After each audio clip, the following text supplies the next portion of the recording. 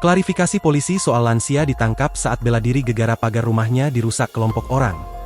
Video yang bernarasi seorang pria lanjut usia bernama Syafrial Pasha 54 tahun, korban perusakan rumah menjadi tersangka penganiayaan viral di media sosial. Dalam video, mulanya ada beberapa pria yang tiba-tiba mendatangi kediaman Syafrial dengan membawa palu dan linggis. Lalu mereka diduga merusak pagar samping rumah Syafrial. Tak lama kemudian Syafrial keluar dari rumah dan mengambil satu balok kayu untuk berupaya mengusir. Syafrial sempat memukul pagarnya pakai kayu itu untuk menakuti, namun sebagian kayunya patah. Akhirnya salah satu pelaku mengambil patahan kayu itu dan melempar ke Syafrial. Membela diri gegara pagar rumahnya dirusak kelompok orang, pria lansia malah ditangkap polisi tuduhan penganiayaan. Demikian narasi akun yang mengunggah video tersebut. Kasih Humas Polres Pelabuhan Belawan, AKP Edi Suranta, menyampaikan insiden itu terjadi di Jalan Veteran Desa Manunggal, Kecamatan Labuhan Deli, Kabupaten Deli Serdang. Itu murni kasus penganiayaan, kata Edi dalam keterangan resmi yang diterima Kompas.com melalui saluran telepon pada Jumat, 6 Februari 2026. Ia menerangkan bahwa latar belakang kasus tersebut merupakan konflik antar keluarga, yakni Syafrial selaku abang dengan Idran Ismi selaku adik yang mempersoalkan lahan. Jadi ada masalah lahan kosong yang sebelumnya dikelola oleh abang kandung mereka yang telah meninggal dunia. Kemudian terjadi perselisihan dan perebutan lahan di antara keduanya, ucap Edi. Kata Edi, saat kejadian Syafrial melihat Idran di lokasi lalu mengambil kayu dan memukul Idran. Idran pun terluka di bagian kepala hingga tangan kirinya mengalami patah tulang.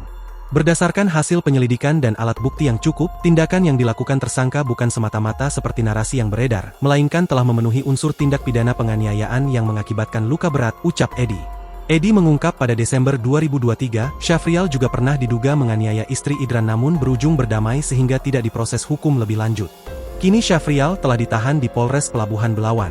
Ia disangkakan pasal 351 ayat 2 KUHP JO pasal 466 Undang-Undang Nomor 1 Tahun 2023 tentang KUHP dengan ancaman hukuman 5 tahun penjara.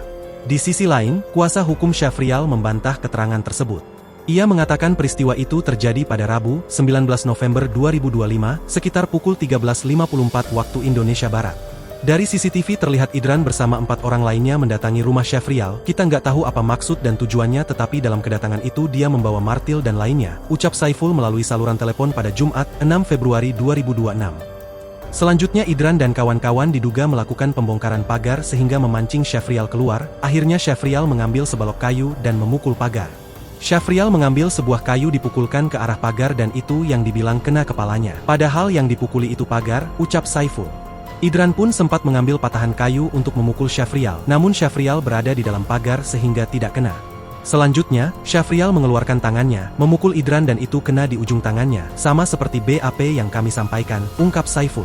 Saiful menyampaikan setelah kejadian itu, Idran melaporkan Syafrial ke Polsek Medan Labuhan dengan dugaan penganiayaan. Sedangkan Syafrial melaporkan Idran ke Polres Pelabuhan Belawan dengan dugaan penyerangan dan perusakan rumah. Perlu dipahami di antara 4 kawan Idran ada yang bersaksi bahwa tidak melihat tangan Idran patah. Jadi Syafrial ini korban penyerangan tapi pada akhirnya ditetapkan menjadi tersangka penganiayaan, sebut Saiful. Ia pun menduga adanya ketidakprofesionalan penyidik Polsek Medan Labuhan dalam menangani perkara Syafrial sebagai terlapor.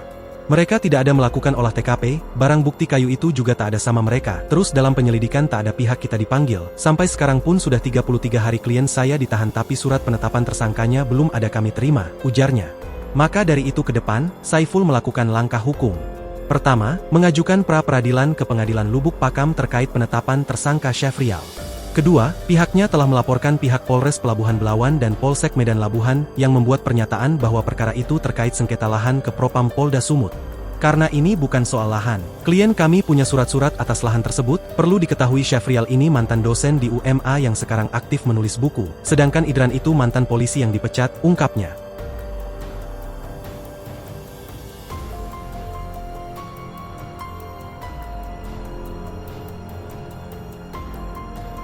Download Tribun X sekarang, menghadirkan lokal menjadi Indonesia.